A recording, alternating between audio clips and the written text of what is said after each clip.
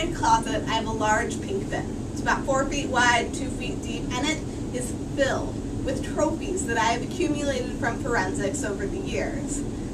Now, what you should probably be thinking is, what in the world is she going to do with all of those? Well, unlike some of my fellow forensicators, I don't intend on having a large wooden display case built to show off my first place in ADS and my 2 6th place pros awards.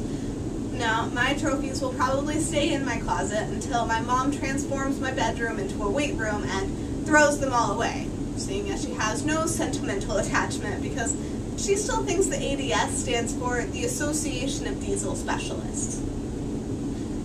Will most people's trophies have a future any brighter than my own? Probably not. They'll most likely end up in a landfill somewhere, only having a negative impact on the environment. Actually, when we consider the amount of trophies given out at forensics tournaments every year, we can see that they are creating an unnecessarily large environmental footprint.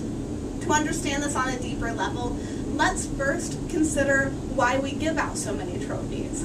Next, we can try to understand the impacts that this practice is having on the environment before finally awarding ourselves with some worthwhile solutions.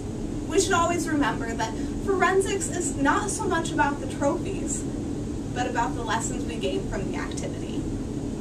So why do we give out so many trophies? Sure, they're great weapons on the van ride home, but why do we use them as awards? According to Volume 6 of the How Products Are Made publication, ancient Greek trophies were created on the battlefield from bounties stolen from their defeated enemy. In forensics, the equivalent would be stealing people's intern books and then giving them out to the finalists. Today, though, a scholar on Wikipedia eloquently states that a trophy is a reward for a specific achievement. This is the obvious reason we use them in forensics. Somebody has done something well, so we reward her by giving her a pretty piece of plastic. But are these little symbols of accomplishment really worth their environmental cost? The Awards Going Green website from March of 2010 tells us that most of our awards are made out of plastic or acrylic and American walnut. Since those two products probably do not induce an environmental awareness shock within most of us, let's spend some time exploring how those can have a negative effect on the environment. 2 types of trophies are generally given out at forensics tournaments. We have the nice, shiny plastic kind with the figurine on them, and the slightly classier wooden plaque with the metal engraved on top. First, let's consider our wooden plaques. Most of these are made out of a wood called American cherry. While this wood is very beautiful, it's becoming more rare each year. This fact is further explained by Chapter 6 of The Lumber Industry and Its Workers. This publication states that many of our forests have been so mistreated as to make them unproductive, meaning they simply cannot be used in the future. The article continues to say that our current production of hardwoods such as American walnut simply cannot be continued. We often don't stop and question where many of our products come from, but perhaps in the case of our American walnut plaques, we should. Next, plastic is generally a useful tool, but it's not necessarily the most environmentally friendly. The Environmental Literacy Council in March of 2009 tells us that plastic accounts for 25% of the mass in landfills when buried. Where will most of our trophies end up? Let's be honest with ourselves. They'll probably show up in a landfill somewhere.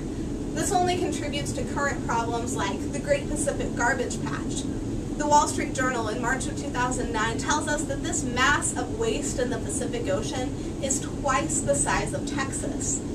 Furthermore, the Awards Going Green website lets us know that many of our awards are made out of acrylic, which never decomposes. In fact, Alan Weissman in The World Without Us from 2007 writes that plastic is so durable that it resists natural degradation and can persist for hundreds or even thousands of years. Is it really necessary for our awards to last for hundreds or thousands of years? So now let's do some math. According to my mom, last accessed March 8th, 2010, I have 35 trophies, 12 plaques, 2 pen holders, 2 gavels, and a cowbell in my closet. And according to personal correspondence by my coach with prior Pi Kappa Delta president Tom Huebner, PKD boasts about 11,000 current members. We can estimate that each of these members will have about 30 trophies by the time they are finished with their forensics careers. This means that in PKD, there are around 330,000 trophies floating around. If we're being conservative, on average, a trophy is about half a square foot.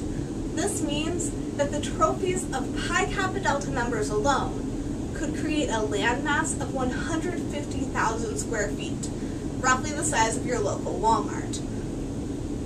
But also consider that this number will recycle about every 4 years. Now, Tom Huebner also tells us that Pi Kappa Delta has over 66,000 lifetime members. If each of these lifetime members received only 4 awards during their forensics career, we have already doubled our current PKD trophy landmass. Clearly, my estimates are very conservative, about as conservative as Ronald Reagan.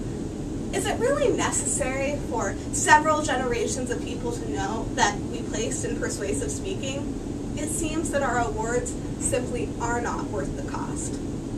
So what should we do about these very costly awards? Well, one alternative is to turn to eco-friendly awards. Trophies2go.com offers environmentally friendly awards made out of bamboo or American cherry harvested from sustainable forests. The only problem with these is that the cheapest ones are about $40. Not so much a viable option. This website also tells us that many trophy components are not recyclable. They must either be reused or most often disposed of. So our first step of our solution should be that we learn to reuse our trophies in good ways. Marina Haynes in the Daily Green Tips of AboutMyPlanet.com suggests that we turn our trophies into lamps or decorative lawn furniture and plant some flowers in them. And I mean, I can't think of a more aesthetically pleasing way to use the trophies I've gained in forensics. For those of us who like to declutter, we can donate our trophies to a trophy recycling program. These programs are usually local and give the trophies to nonprofit groups like the Special Olympics. One such program is called Creative Images and is located in Grove City, Pennsylvania. I encourage you to simply Google trophy recycling programs to find one in your area. But finally, allow me to suggest an alternative to our traditional means of handing out trophies and plaques at our awards ceremonies. Let's reconsider the money that we spend on our trophies and plaques and simply reward everybody who makes it to finals with $1. Who would honestly not like this possibility? Talented competitors could earn as much as $6 a tournament and even more if they participate in debate. Team trophies are acceptable because they're usually a source of prestige for the university and often find an eternal home there. However, tournament hosts should try and find environmentally friendly alternatives to the traditional large plastic trophy. Clearly, there are some simple alternatives the forensics community can use to decrease our environmental footprint, namely, stopping the awarding of individual trophies and plaques. Have we ever considered why we give out so many trophies and plaques at our awards ceremony? Perhaps it's time we realize that these little symbols of accomplishment simply aren't worth their environmental cost. Behind me are our senior gift-back trophies. These trophies represent some of the fondest memories of our graduating seniors. But this setting serves as a small illustration of the number of trophies that a program can rack up when competing in intercollegiate forensics. Obviously, forensics can't become 100% environmentally friendly overnight, but stopping our practices with trophies and plaques is a big step out of the landfill.